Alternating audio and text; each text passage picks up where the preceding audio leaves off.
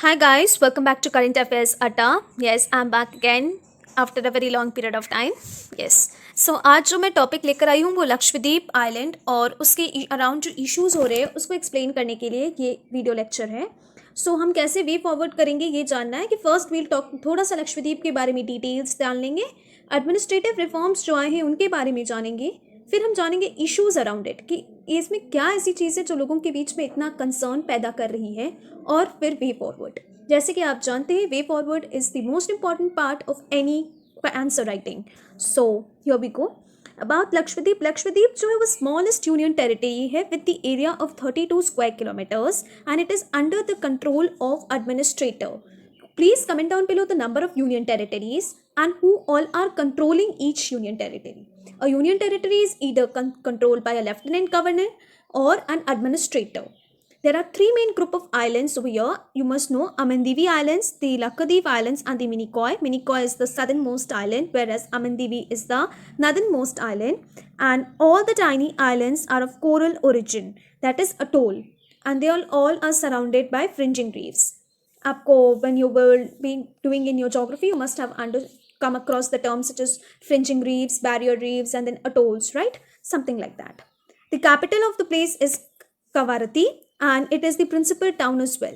एक important है पिटी island के बारे में जानना. पिटी आइलैंड जो है it is an uninhabited island and it has a bird sanctuary. साथ में यहाँ पे इंडिया का एक लौता एक्टिव वॉल्केनो भी है. कमेंट डाउन बिलो कि वो वॉल्केनो कौन से आइलैंड पे है, वो वॉल्केनो को क्या नाम है.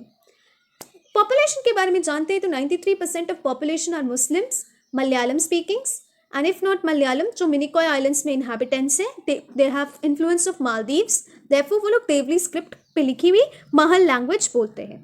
मुस्लिम कौन सी सेक्ट के हैं? इंपॉर्टेंट है, सुन्नी सेक्ट के हैं. Shafi school of Sunni sect. Okay, next point is that we are going to talk about is कि यहाँ पे बहुत इंपॉर्टेंट पॉइंट है, mark this as a star mark specially from your prelims point of view, कि यहाँ पे कोई भी शेड्यूल कास्ट पॉपुलेशन नहीं है. Main occupation is fishing, coconut cultivation and all the populations have been classified, the entire population has been classified as a scheduled tribe. और जो यहाँ पे खेती होती है वो ऑर्गेनिक एग्रीकल्चर एरिया होती है, 100% ऑर्गेनिक फार्मिंग होती है under participatory guarantee scheme of India. तो अब आते हैं मुद्दे पे कि ये तो था introduction based so that to make your concept bit clear that what is it and to make revise about the island. अब की ऐसी कौन सी रिफॉर्म्स लाई गई है जिसके कारण इतना रिजेंटमेंट है लोगों के अंदर. रिफॉर्म्स बेसिकली 4 है, 3 ग्लोबल लेवल पे है, एक उनका लोकल अपना रिफॉर्म है.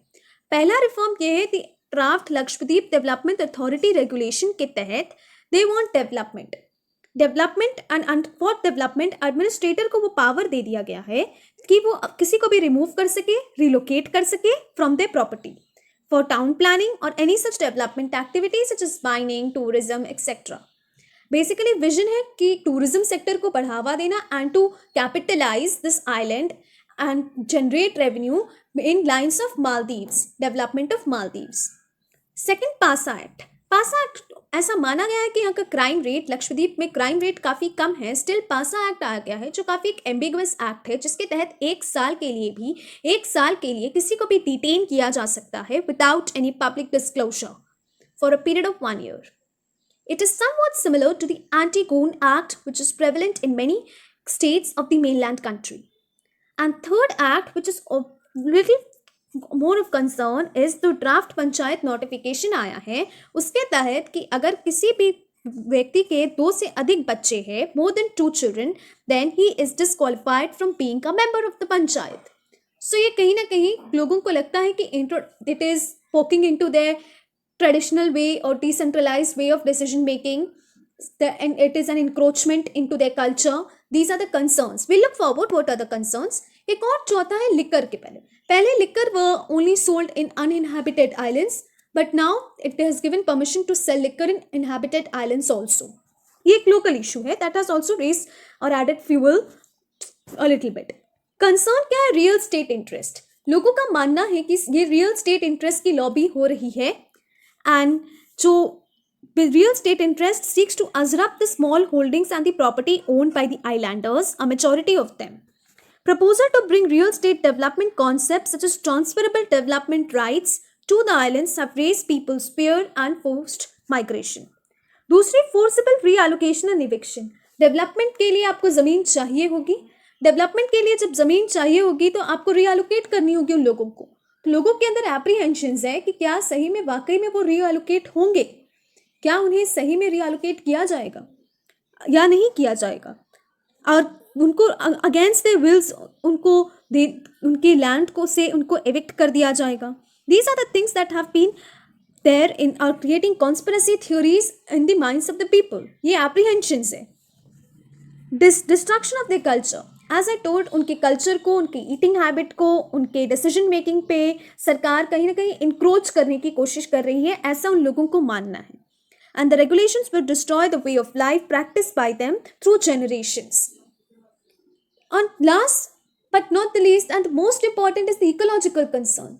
There's very much important कि development के on the name of development we don't destroy our ecology. We need to strike that fine balance between the two, right? When ecological concerns, it is neither ecological sustainable nor socially viable for the peoples who were not consulted for such development. और एक ग्राइवेंस उनका है कि जो वहाँ के localites है उनको कंसर्न नहीं किया गया था before drafting it. This is a very important concern. So अब what is the third way out?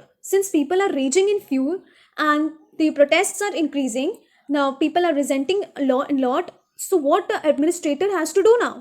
तो वे फॉरवर्ड है consensus building, very important, consensus building.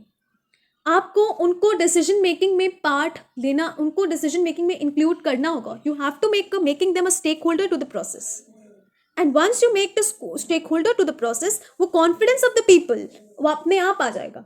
And जब वो कॉन्फिडेंस आ जाएगा पीपल में, then they will support your development process. So consensus बनाना है, उनके कंसर्न्स को एड्रेस करना है, उन्हें डिसीजन मेकिंग में स्टेक होल्डिंग देना है, एंड वो कॉन्फिडेंस बिल्डअप होनी चाहिए लोगों में। So again, the government should rethink and revamp and set out for a middle fold path where the development is also there, ecology is also there, and the confidence of the people, the own people जिनके लिए वो development करना चाह रहे हैं, उनका भी support मिले. Because in those tribal areas, it is the people, you must have been known about TriFed, right? तो ट्राइफेड क्या है कि लोगों को खुद ही डेवलपमेंट करना है, ट्राइबल एरियाज को खुद उनको सपोर्ट करना है डेवलपमेंट के लिए, including tribes in the process of decision making. So in the similar way यहाँ भी वो डेवलपमेंट के लिए वहाँ के इंडाइजिनस पीपल को इंक्लूड करना होगा for a better growth, for a better result and output. So this was for today's lecture. I guess I have covered most of the points. Still, if you have any other doubts, comment down below. I'll definitely try to solve all your doubts. Hope to see you soon with another important topic like this. Thank you guys.